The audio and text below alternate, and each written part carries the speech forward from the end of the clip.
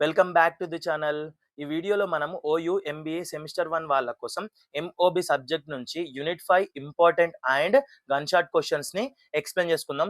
సింపుల్‌గా షార్ట్‌గా ఎక్స్‌ప్లెయిన్ చేసుకుందాం. ఓకేనా? సో, ఈ వీడియోలో మనకు essay questions and short questions కూడా కవర్ అయిపోతాయి. ఓకేనా? సో, యూనిట్ 5లో ఎస్సే క్వశ్చన్స్ అలాగే షార్ట్ క్వశ్చన్స్ ఇంపార్టెంట్‌వి నేను ఎక్స్‌ప్లెయిన్ చేస్తాను. సో, ఇవి చూసుకుంటే మీరు ఎగ్జామ్‌లో ఈజీగా రాసుకోవచ్చు. యూనిట్ 5 నుంచి ఏమొచ్చినా గానీ. సో, ఆన్సర్స్ అనేది ఈజీగా అటెంప్ట్ చేసుకోవచ్చు. సో, లాస్ట్ వరకు చూడండి, మిస్ అవ్వకండి. ఓకేనా? సో, ఇప్పటి వరకు ఎవరైనా సబ్స్క్రైబ్ చేసుకోకపోతే సబ్స్క్రైబ్ చేసుకోండి. అప్పుడే మన ఛానల్ నోటిఫికేషన్స్ మీకొస్తాయి. ఓకే? సో, ఇప్పుడు యూనిట్ 5లో ఎస్సే టైప్‌లో ఫస్ట్ క్వెషన్ చూసుకుంటే explain the emerging aspects of organisational behaviour అంటే చూసుకుందాం. సో, ఆర్గనైజేషన్ బిహేవియర్‌లో ఎమర్జింగ్ ఆస్పెక్ట్స్ అంటే ఏంటి? ప్రెజెంట్ డేలో ఆర్గనైజేషన్ ఫేస్ చేస్తున్న new challenges and new practices గురించి స్టడీ చేయడం అన్నమాట. ఓకే?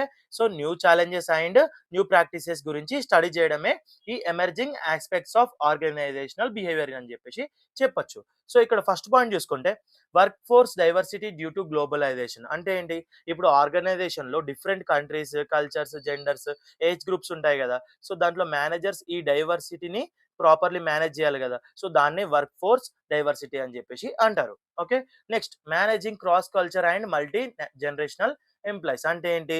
ఇక్కడ cross culture and multi generational work force అంటారు. So, young employees plus senior employees plus foreign employees కలిసి వర్క్ చేస్తున్నారన్నమాట. సో, కమ్యూనికేషన్ గ్యాప్ అవాయిడ్ చేయాలన్నమాట. సో, అందరూ కలిసి పని చేయాలన్నమాట అట్లా.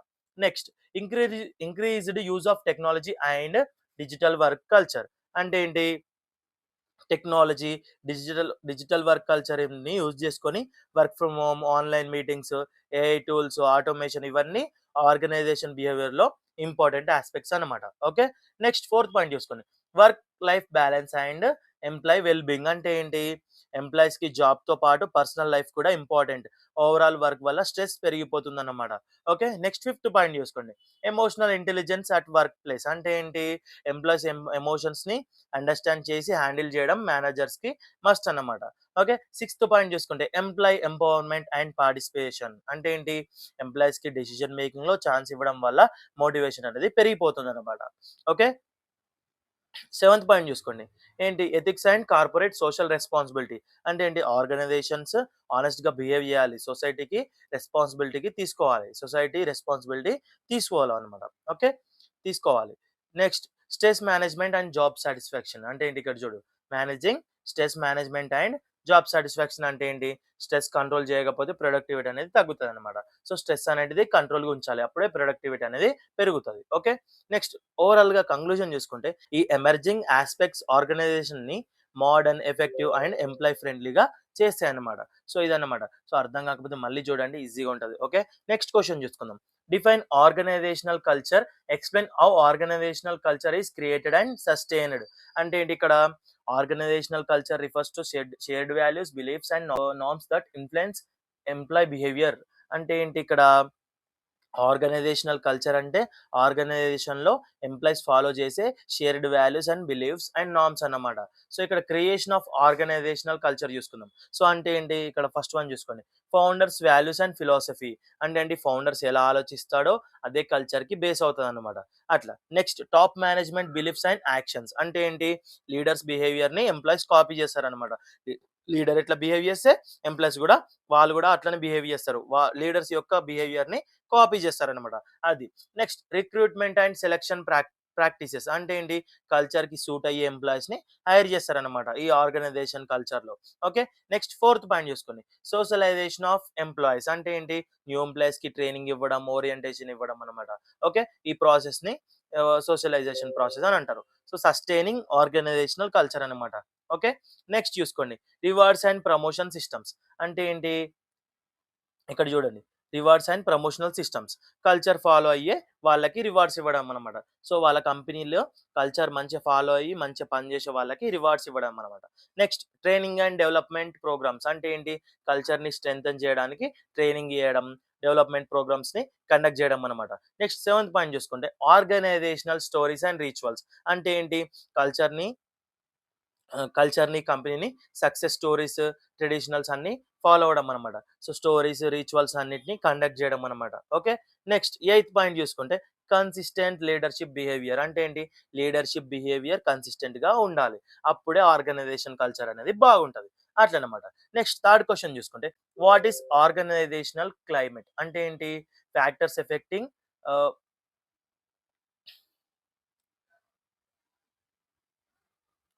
సో థర్డ్ క్వెషన్ చూసుకుంటే what is organisational climate? Factors affecting organisational culture and emerging aspects of OB అంటే ఆర్గనైజేషనల్ బిహేవియర్. సో ఇక్కడ ఆర్గనైజేషనల్ క్లైమేట్ అంటే ఏంటో చూసుకుందాం.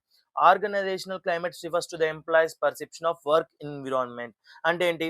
ఎంప్లాయ్మెంట్ వర్క్ ఎంప్లాయ్మెంట్ వర్క్ ఎన్విరాన్మెంట్‌ని ఎలా పర్సీవ్ చేస్తారో అదే ఆర్గనైజేషనల్ క్లైమేట్ అన్నమాట. ఎంప్లాయ్మెంట్ వర్క్ ఎన్విరాన్మెంట్‌ని ఎలా పర్సీవ్ చేస్తారో అదే ఆర్గనైజేషనల్ క్లైమేట్ అని చెప్పేసి అంటారు. సో ఇక్కడ factors affecting the organisational culture చూసుకుంటే లీడర్‌షిప్ స్టైల్. ఇప్పుడు లీడర్‌షిప్ స్టైల్‌ని బట్టే కదా ఎంప్లాయీ ఫాలో అయితారు. అట్లనమాట. కల్చర్ అనేది అప్పుడే బిల్డ్ అయితదనమాట. లీడర్‌షిప్ ఎట్లా ఉంటే ఎంప్లాయీస్‌ని కూడా అట్లా బిహేవ్ చేస్తారనమాట. నెక్స్ట్ ఆర్గనైజేషనల్ స్ట్రక్చర్ అంటే ఏంటి? ఇక్కడ ఆర్గనైజేషన్ స్ట్రక్చర్ ఎలా ఉంటదో దాన్ని బట్టే ఆర్గనైజేషన్ అనేది బావుంటదనమాట. స్ట్రక్చర్ బావుంటే ఆర్గనైజేషన్ అనేది మంచి ప్రొడక్టివిటీ అనేది ఇస్తదనమాట. Communication system. కమ్యూనికేషన్ సిస్టమ్ అంటే ఎంప్లాయీస్‌కి, లీడర్‌షిప్ వాళ్ళకి అందరికి మంచి కమ్యూనికేషన్ ఉండాలి. అందరితో మంచి కమ్యూనికేషన్ మెయింటైన్ చేస్తేనే ఎటువంటి కాన్‌ఫ్లిక్ట్స్ అనేటివి రావన్నమాట. Next reward system. మంచి ఎంప్లాయ్‌మెంట్ చేసిన వాళ్ళకి, మంచిగా పనిచేసిన వాళ్ళకి, మా టార్గెట్స్ రీచ్ అయిన వాళ్ళకి రివార్డ్ సిస్టమ్ అనేది ఉంటే వాళ్ళు కూడా మంచి యాక్టివ్‌గా ఉంటారనమాట. Next emerging aspects of OB చూసుకుంటే గ్లోబలైజేషన్, అలాగే work force diversity, technology driven work, employee engagement, ఎంప్లాయ్‌తో కలిసిమెలిసి ఉండడం అనమాట. టెక్నాలజీ మంచి ఇంప్రూవ్ చేయడం అనమాట. మంచిగా వర్క్ చేపించడం అనమాట. వర్క్ ఫోర్స్ డైవర్సిటీ, అలాగే globalisation throughout the world అనేది ఇంప్రూవ్ చేసుకోవడం అనమాట. గ్లోబలైజ్ చేసుకోవడం అనమాట. వాళ్ళ కంపెనీని, వాళ్ళ యొక్క బ్రాండ్‌ని అన్నమాట. ఓకే. సో ఇదన్నమాట. సో థర్డ్ క్వెషన్ ఇది అన్నమాట. ఆర్గనైజేషన్ క్లైమేట్ అంటే ఏంటో, వాటి యొక్క ఫ్యాక్టర్స్ ఎఫెక్టింగ్, అలాగే ఎమర్జింగ్ ఆస్పెక్ట్స్ ఆఫ్ ఓబీ అన్నమాట. ఓకే. నెక్స్ట్ ఫోర్త్ క్వెషన్ చూసుకోండి. What do you mean by stress? అంటే స్ట్రెస్ అంటే ఏంటి? అలాగే కాజెస్ ఆఫ్ స్ట్రెస్. స్ట్రెస్ యొక్క కారణాలేంటి? అలాగే మెజర్స్ టు రెడ్యూస్ స్ట్రెస్ అంటే ఏంటి? స్ట్రెస్ అనేది రెడ్యూస్ చేయడానికి మెజర్స్ అన్నమాట. Okay. So first of all stress అంటే చూసుకుందాం. Stress is a psychological and physical response to demanding situation. Stress is a psychological and physical response to demanding situations. అంటే ఏంటి? Stress అంటే డిమాండింగ్ సిట్యుయేషన్ కి body and mind response అవ్వడం అనమాట.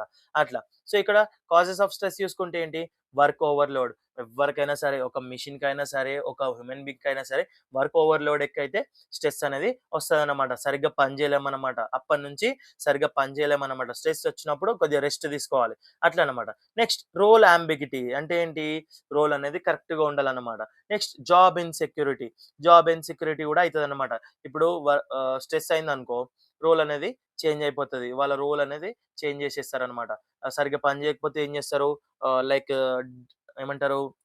Increment కాకుండా decrement, ఇట్లా ప్రమోషన్ కాకుండా డిమోషన్ అట్లాంటివి అయితాయన్నమాట. సో జాబ్ ఇన్‌సెక్యూరిటీ, జాబ్ గూడా సెక్యూర్‌గా ఉండే ఛాన్సెస్ గూడా ఉన్నాయన్నమాట. Next poor work life balance అంటే ఏంటి? ఇక్కడ వర్క్ లైఫ్ బ్యాలెన్స్ అనేది పూర్‌గా ఉంటదనమాట. అట్లా. Next measure to reduce stress ఏంటి? Time management. టైమ్ మేనేజ్‌మెంట్ చేసుకుంటే స్ట్రెస్ అనేది తగ్గుతదనమాట. ఎప్పటికప్పుడు టైమ్‌ని చూసుకొని షెడ్యూల్ చేసుకొని వర్క్ అనేది చేసుకోవాలి. ఆగమాగం హరీబరీ చేసుకోవద్దు. మొత్తం ఖాళీగా ఉండి హాఫ్ డేలో మొత్తం వర్క్ ఫినిష్ చేస్తా అంటే నడవదు. సో డిస్ట్రిబ్యూట్ చేసుకోవాలన్నమాట వర్క్‌ని. లైక్ ఏంటి? క్రంచెస్ లాగా డివైడ్ చేసి టైమ్ టు టైమ్ అనేది టాస్క్ అనేది కంప్లీట్ చేసుకోవాల. అట్లా అప్పుడే అనేది ఏంది? వర్క్ అనేది స్ట్రెస్ అనేది అవ్వదన్నమాట. సో వర్క్ పైన స్ట్రెస్ అనేది పడదనమాట. ఓకే. నెక్స్ట్ సిక్స్త్ పాయింట్ చూసుకోండి. కౌన్సెలింగ్ అండ్ సపోర్ట్ ప్రోగ్రామ్స్ అంటే ఏంటి? కౌన్సెలింగ్ చేయాలి. ప్రోగ్రామ్స్ అనేటివి కండక్ట్ చేయాలి. ఎంప్లాయీస్‌కి మంచి ప్రోగ్రామ్స్ కండక్ట్ చేసి స్ట్రెస్ అనేది అవ్వకుండా వాళ్ళు ఎంకరేజ్ అయ్యేటట్టు కౌన్సెలింగ్ అనేది ఇవ్వాలన్నమాట. నెక్స్ట్ రిలాక్సేషన్ టెక్నిక్స్ అంటే ఏంటి? రిలాక్సేషన్ టెక్నిక్స్ అంటే ఒక ఎంప్లాయీ ఎట్లా రిలాక్స్ అవ్వాలని చెప్పేసి టెక్నిక్స్‌ని చెప్పడం అన్నమాట. హెల్తీ వర్క్ ఎన్విరాన్మెంట్ అంటే ఏంటి? వర్క్ ఎన్విరాన్మెంట్ అనేది హెల్తీగా ఉండాలన్నమాట. ఎటువంటి డిస్టర్బెన్సెస్ ఎక్కువుంటాయి. లైక్ ఇప్పుడు సౌండ్ పొల్యూషన్ ఎక్కువుందనుకో, లేకపోతే ఆగమాగం సరిగ్గా షెడ్యూల్ చేసుకోకుండా అటు ఇటు తింపడం గాని, అటు ఇటు సరిగ్గా షెడ్యూల్ అనేది ప్రిపేర్ అవ్వకపోతే ఏమైతది? ఆగమాగం అయితాడు. వాడేమైతాడు? కన్‌ఫ్యూజ్ అయితాడు. సో రీవర్క్ అయితది. సరిగ్గా ప్రొడక్షన్ జరగదు అట్లనమాట. సో హెల్తీ వర్కింగ్ ఎన్విరాన్మెంట్ ఉంటే ఎటువంటి స్ట్రెస్ అనేది ఉండదన్నమాట. సో ఇదన్నమాట. సో ఇప్పుడు మనం స్ట్రెస్ అంటే ఏంటి, స్ట్రెస్ యొక్క రీజన్స్, అలాగే స్ట్రెస్‌కి స్ట్రెస్ రాకుండా మెజర్స్ కూడా చెప్పుకున్నాం అనమాట. ఓకేనా. సో ఫిఫ్త్ క్వెషన్ చూసుకుందాం. Define change, explain management of change and reasons for resistance to change. అంటే ఏంటి, ఇక్కడ చేంజ్ అంటే ఏమో చూసుకుందాం. So change refers to the modification in organisation structure, technology or behaviour. అంటే ఏంటి ఇక్కడ చూసుకోండి. మేనేజ్మెంట్ ఆఫ్ చేంజ్ అంటే ఏంటి, planning change systematically, communicating change effectively, employment involvement, అలాగే ట్రైనింగ్ అండ్ డెవలప్‌మెంట్. సో ఇక్కడ చేంజ్ అంటే ఆర్గనైజేషన్‌లో స్ట్రక్చర్, టెక్నాలజీ ఆర్ బిహేవియర్‌లో మోడిఫికేషన్ అన్నమాట. సో చేంజ్ అంటే మీకు తెలుసు కదా, మారడం. సో ఆర్గనైజేషన్‌లో స్ట్రక్చర్ మారడం, టెక్నాలజీ మారడం, బిహేవియర్ మారడం. సో ఇవన్నీ మారడం అన్నమాట. ఒక ఆర్గనైజేషన్‌లో టెక్నాలజీ మార్చినా, స్ట్రక్చర్ మార్చినా, వాళ్ళ యొక్క ఎంప్లాయీ యొక్క బిహేవియర్ మార్చినా చేంజ్ అనేది వస్తదన్నమాట. సో ఇక్కడ మేనేజ్మెంట్ ఆఫ్ చేంజ్ చూసుకుంటే ప్రాపర్ ప్లానింగ్ అనమాట. So planning change systematically. So planning అనేది సిస్టమాటిక్‌గా చేంజ్ చేయాలనమాట. నెక్స్ట్ క్లియర్ కమ్యూనికేషన్ కావాలి. Communication change effectively. ఏమైతది ఇక్కడ మారడం వల్ల కమ్యూనికేషన్ కూడా చేంజ్ అయితదనమాట. ఒక స్ట్రక్చర్ మారిన, ఒక టెక్నాలజీ మారిన, ఒక బిహేవియర్ మారిన అనేది కమ్యూనికేషన్ అనేది ఆటోమేటిక్‌గా చేంజ్ అయిపోతది ఎఫెక్టివ్‌లీగా. ఓకే. నెక్స్ట్ థర్డ్ పాయింట్ చూసుకోండి. Employee involvement. ఎంప్లాయీ ఇన్వాల్వ్‌మెంట్ కూడా చేంజ్ అయిపోతదనమాట. ఒక స్ట్రక్చర్ మారినప్పుడు ఒక ఎంప్లాయీ ఇన్వాల్వ్‌మెంట్ కూడా, మేనేజ్‌మెంట్ కూడా చేంజ్ చేయాల్సొస్తది. అట్లా. Next training and development. So ఇవేమైతది, చేంజ్ వల్ల ట్రైనింగ్ అండ్ డెవలప్‌మెంట్ గూడా చేంజ్ చేయాల్సొస్తదనమాట. కొత్త ట్రైనింగ్స్ ఇవ్వాలి, కొత్త డెవలప్‌మెంట్ తీసుకురావాల్సొస్తది. సో ఇవన్నీ మేనేజ్‌మెంట్ జేయాలంటే చాలా ఇబ్బందయితది ఒకసారి చేంజ్ అయితే. అట్లా. Next reasons for resistant to change అంటే ఏంటి?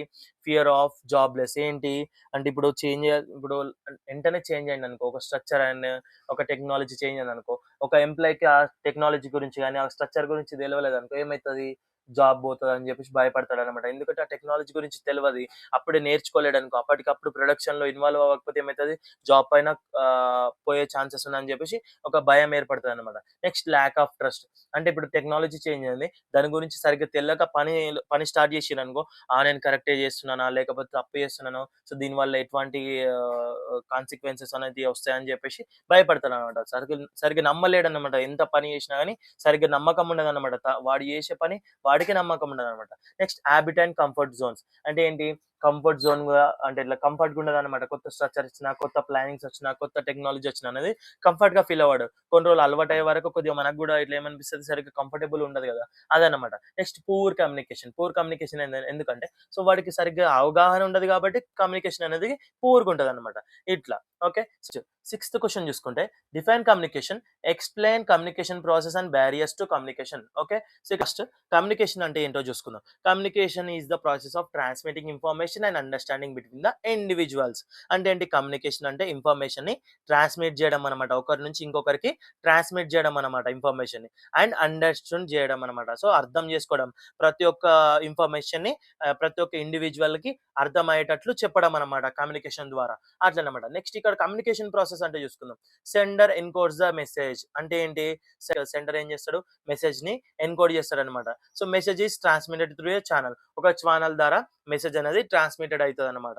Next receivers decode the message. So ఇక్కడ ఎన్‌కోడ్స్, డీకోడ్స్ అంటే ఏంటంటే, సెండర్ ఏం చేస్తాడంటే ఒక మెసేజ్ పంపించినప్పుడు వేరే వాళ్ళకి అర్థం కాదు. ఒకవేళ లీక్ అయినా గాని, ఎక్కడన్నా గాని కమ్యూనికేషన్ అయినా గాని, అక్కడ ఏమైతదంటే ఇన్ఫర్మేషన్ అనేది లీక్ అయితది. సో ఏం చేస్తాడంటే దానికి ఒక కోడింగ్ ఫార్మాట్‌లో పంపిస్తాడనమాట. సో రిసీవర్ ఏం చేస్తారు, దీన్ని డీకోడ్ చేసుకొని మెసేజ్‌ని చదవాలి కదా! సో అప్పుడు ఏం చేస్తారు, మెసేజ్‌ని డీకోడ్ చేస్తారనమాట. డీకోడ్ చేస్తే చదవడానికి ఈజీగా ఉంటది. సో అది కోడింగ్ ఫార్మాట్‌లో ఉన్నది డీకోడ్ అయిపోయి అర్థమయ్యేటట్టు ఉంటదనమాట. సో ఏం చేస్తారు, లాస్ట్‌కి feedback is received. So feedback is received అంటే ఏంటి, సో ఆ మెసేజ్ చదివిన తర్వాత ఆయనకేం అర్థమైందో అది ఫీడ్‌బ్యాక్ ద్వారా పంపిస్తాడనమాట. అట్లా. నెక్స్ట్ బ్యారియర్ టు కమ్యూనికేషన్ అంటే ఏంటి, లాంగ్వేజ్ బ్యారియర్స్. సో కమ్యూనికేషన్‌లో ఒక్కొక్కసారి లాంగ్వేజ్ బ్యారియర్స్ ఉంటాయి. ఏందంటే సరిగ్గా అర్థం కాకపోయినా, ఆ కమ్యూనికేషన్ అనేది ఆయనకు తెలవకపోయినా గాని కొద్దిగా ఇబ్బంది అయితదనమాట. సైకలాజికల్ బ్యారియర్స్ అనేటివి ఉంటాయన్నమాట కమ్యూనికేషన్‌లో. నెక్స్ట్ ఫిజికల్ బ్యారియర్స్ కూడా ఉంటాయి. నెక్స్ట్ ఏంటి, ఆర్గనైజేషనల్ బ్యారియర్స్ కూడా ఉంటాయన్నమాట. ఇదన్నమాట కమ్యూనికేషన్‌లో. ఈ కమ్యూనికేషన్‌లో ఎటువంటి ప్రాసెస్ ఉంటది, బ్యారియర్స్ ఏమేమి ఉంటాయో ఇవన్నమాట. ఓకే. సో ఇప్పుడు మనం షార్ట్ ఆన్సర్స్ టైప్ చూసుకుందాం. సో షార్ట్ ఆన్సర్స్‌లో ఏమేమున్నాయో చూద్దాం.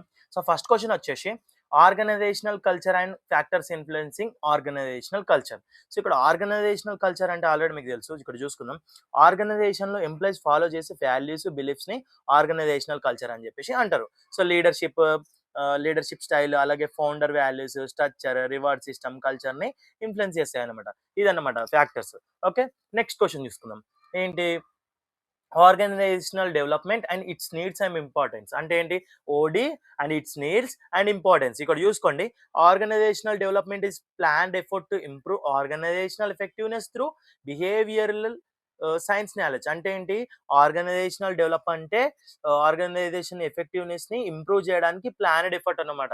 సో, ఒక ఎఫెక్టివ్‌నెస్ ఆర్గనైజేషన్ ఎఫెక్టివ్స్ ఇంప్రూవ్ చేయడానికి ప్లాన్డ్ ఎఫర్ట్ అన్నమాట. ప్లాన్ చేయడం అన్నమాట. Okay. So, change management, communication improvements కోసం ఆర్గనైజేషనల్ డెవలప్‌మెంట్ అనేది పక్కా అవసరం అన్నమాట.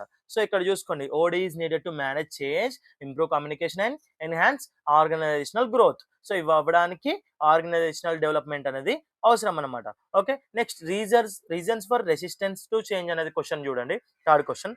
So, resistance to change refers to the employee opposition to organizational change. Major reasons includes fear of jobless, lack of trust and uncertainty, habit, poor communication and misunderstanding also cause resistance. Already మీకు ఇది already long ఆన్సర్లో last ఆన్సర్లోనే వచ్చింది concept. చూడండి ఒకసారి. Employees organisational చేంజ్కి opposite చేయడం resistance to change అని చెప్పేసి అంటారు. ఎంప్లాయీస్ ఆర్గనైజేషనల్ చేంజ్కి అపోజ్ చేయడంనే రెసిస్టెన్స్ టు చేంజ్ అని చెప్పేసి అంటారు అనమాట. Fear, lack of trust, habit and poor communication main reasons అన్నమాట. ఓకే. సో, ఇదన్నమాట మనం లాంగ్ ఆన్సర్స్ అలాగే షార్ట్ ఆన్సర్ అనేది ఎక్స్ప్లెయిన్ చేసుకున్నాం. సో, వీటిలో నుంచి పక్క ఒక షార్ట్ క్వశ్చన్ అలాగే లాంగ్ క్వశ్చన్ వచ్చే ఛాన్స్ ఉంది. సో, ఎందుకంటే ఇంపార్టెంట్ క్వశ్చన్స్‌నే నేను ఇక్కడ చెప్పాను, అలాగే ఎక్స్ప్లెయిన్ చేశాను. సో, ఎటువంటి కన్‌ఫ్యూజన్ లేకుండా మంచిగా వినండి. ఒకసారి కాకపోతే 2 సార్లు వినండి. అయితే మంచిగా అర్థమైపోతది. ఓకేనా? సో, ఇంకోటేందంటే ఈ వీడియో యూస్‌ఫుల్ అనిపిస్తే లైక్ చేయండి, షేర్ చేయండి, సబ్స్క్రైబ్ చేసుకోండి మన ఛానల్‌ని. ఎప్పటికప్పుడు మీకు అప్డేట్స్ అనేటివి వస్తూ ఉంటాయి. అలాగే నెక్స్ట్ సబ్జెక్ట్ ఏఎఫ్ఎం నుంచి, అలాగే ఎస్ఎఫ్ఎం, మార్కెటింగ్ మేనేజ్మెంట్, అలాగే ఐటీ అప్లికేషన్స్ ఫర్ మేనేజ్మెంట్ నుంచి కూడా వీడియోస్ చేస్తాను.